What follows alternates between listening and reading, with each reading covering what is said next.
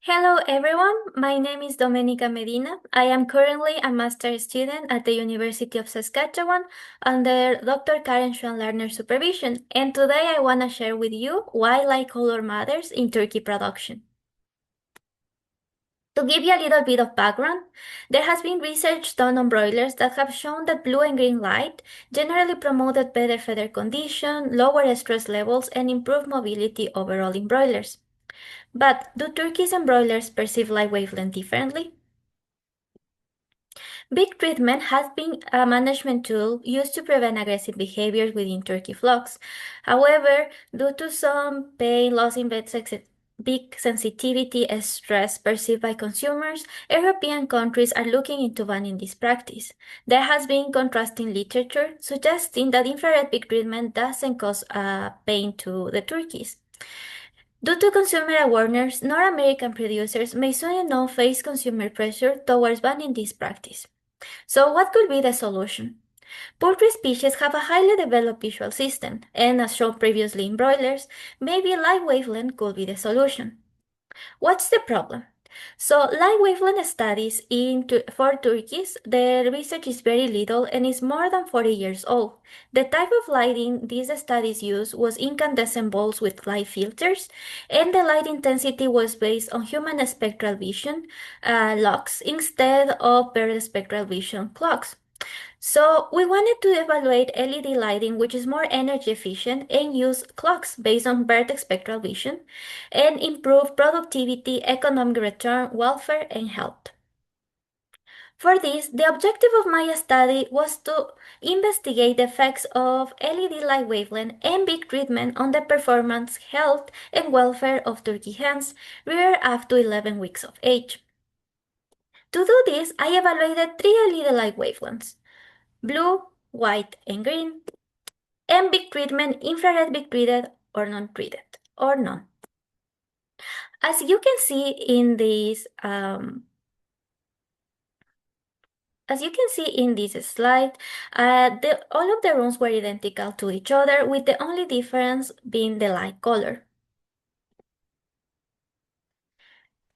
I assessed my lighting. My lighting spectrum was assessed on day 0 and day 7 by a light meter. My lighting program went from 23 hours of light and 1 hour of darkness to 18 hours of light and 6 hours of darkness at day 7. My light intensity decreased gradually from 40 clocks to 10 clocks by day 7. I also used a Galilux light meter to assess intensity once a week. For housing, I performed 2 trials, and per trial I'll house 2,916 Nicolas Select turkey hens. Half of them received big treatment and half of them didn't. The birds were housed in large rooms, which were divided into 2 large pens. In each pen, I housed 162 birds, with a final stocking density of 45 kilograms per meter square. For my data collection, I wanted to encompass it in Fraser's 3 circles of animal welfare. So we wanted to make sure that when we collected all our data, we were also evaluated their welfare. So for basic health and functioning, we analyzed their body weight, their mortality, their feed to gain ratio, stress levels, ocular parameters, for natural living, their litter quality, mobility, food path, feather condition, and for their affective states, their behavior, aggressive damage, and also stress levels.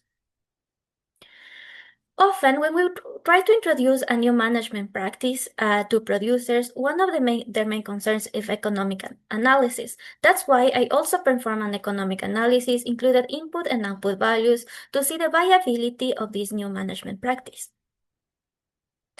Once again, for my results, I wanted to show them according to Fraser's 3 circles of animal welfare. So let's start with basic health and functioning. For basic health and functioning, we saw an effect of blue light on body weight gain between 8 to 11 weeks, with the highest body weight gain in blue. We also saw higher feed consumption under blue in the same age, between 8 to 11 weeks. However, feed consumption didn't affect the feed to gain, as we see an improved feed to gain under blue between 3 to 5 weeks. For beak treatment effects, we saw that infrared beak treated birds consume less feed between 3 to 5 weeks, but these differences didn't translate in a worse feed to gain ratio. As you can see in this slide, we saw actually an improved feed to gain ratio in infrared beak-treated birds compared to non-treated. Now, I want to move on into some interactions that we saw specifically for causes of mortality and also for total mortality. In the y-axis, you will be able to see the percentage of birds placed, and in the x-axis, the beak treatment, IR, infrared beak treated, and non-treated. The key takeaway from this slide will be that infrared beak-treated birds under white light had the highest incidence of infectious diseases compared to non-treated under white light. Now, moving into metabolic diseases, we saw the difference within infrared beak-treated birds and non-treated birds.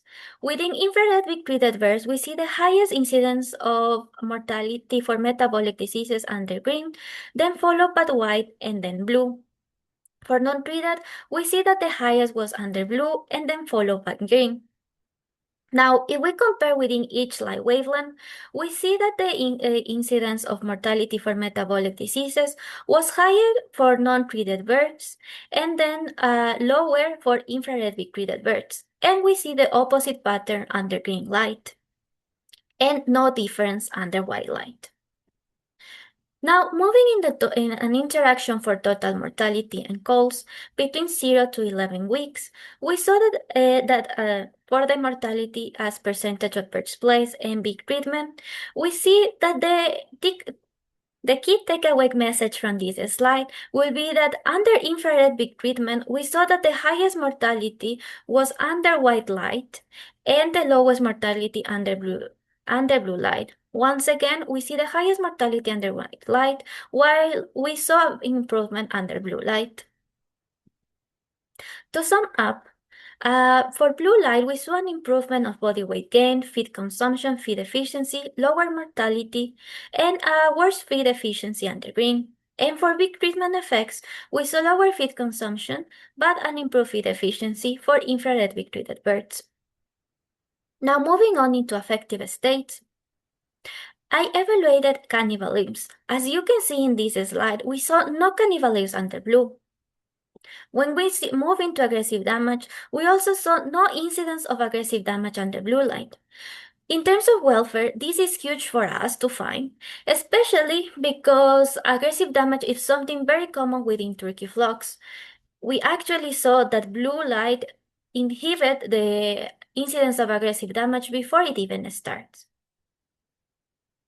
However, and once again, as you can see, blue equal no incidence of aggressive damage and no cannibalism.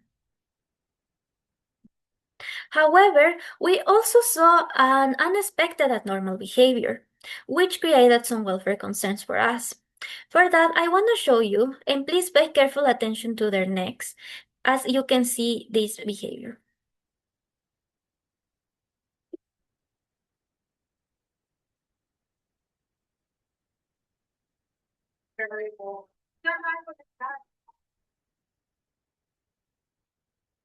Looking into literature, this behavior hasn't been reflected before. That's why we decided to denominate it as cervical retroflexion. We consider this behavior a major welfare concern because, as you can see in the videos, they were unable to move, so they wouldn't reach feeders or drinkers, which led to weight loss. And in addition, because they couldn't move, other birds will trample into them. We also see reduced stress levels under blue light, with a lower incidence on stress under blue compared to white light. Now moving into natural living, when we analyzed behavior, we saw that there was more resting and more resting under blue, but also less walking.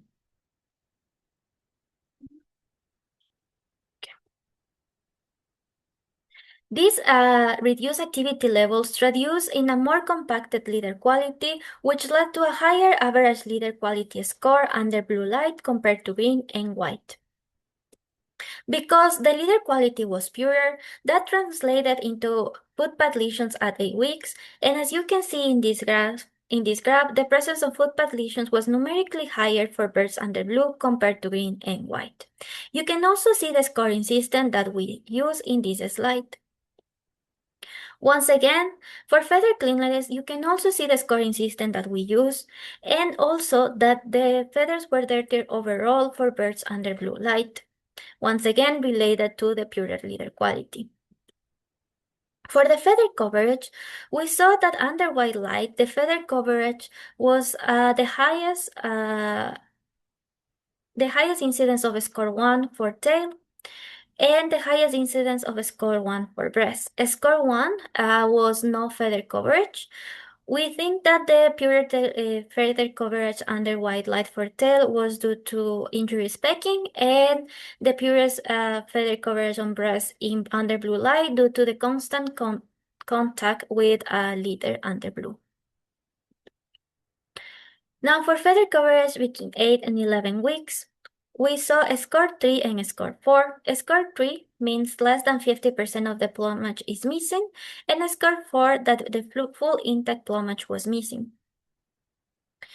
For the scoring system overall, you can see that the score 3 was lower in infrared beak-treated birds and none at 8 and 11 weeks. For my economic analysis, as I mentioned before, I wanted to run this to make sure that if we saw an improvement in welfare, this could also mean a better profit for producers. So we saw an improvement of net income per bird under blue light compared to green and white. Overall, we can see some welfare trade-offs. Blue light improved growth, feed efficiency, mortality, cannibalism, and economic return. But it also compromised welfare behavior, feather cleanliness, and footpath health and natural living. For infrared peak treatment, we saw an improved feed efficiency, but a compromised feed intake. My take-home message is that under white light, green light, and blue light, we didn't see a common improvement. However, we did see a zero aggressive damage under blue light, better growth feed efficiency, lower stress, and lower mortality and cannibalism. I would like to thank my funders and those who make this research possible. I will be happy to answer any questions. Thank you.